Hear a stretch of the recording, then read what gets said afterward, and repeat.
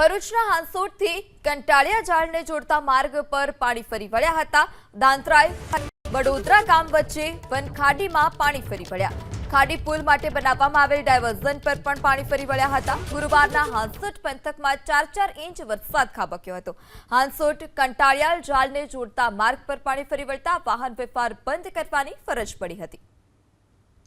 તો ખાડી પુલ માટે જે ડાયવર્ઝન બનાવવામાં આવ્યું હતું તેના પર પણ વરસાદી પાણી ફરી વળ્યા હતા, જેને લઈ વાહન વ્યવહાર બંધ કરવાની ફરજ પડી હતી।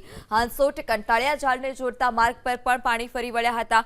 ધસમસતો પાણીનો પ્રવાહ આ પ્રમાણે વહેતો થતા જે માર્ગ હતો તે બંધ કરવાની ફરજ પડી હતી। દાંતરાય વડોદરા વચ્ચે પણ જે પાણી હતા તે વરસાદી પાણી ફરી વળ્યા છે। ચોક્કસપણે વરસાદે વિરામ લીધો છે। રાજ્યમાં જે ચોમાસાની તીવ્રતા છે તે ઘટી છે, પરંતુ ઉપરવાસમાં પણ ભારે વરસાદ અને સતત 3 દિવસથી જે અવિરત વરસાદ વરસી રહ્યો હતો, જેને લઈ અનેક જળાશયોમાં નવા નીર આવ્યા હતા, નદી નાળા ખાબક્યા હતા। ત્યારે હાંસોટ પંથકમાં પણ જે 4 ઇંચ વરસાદ વરસ્યો હતો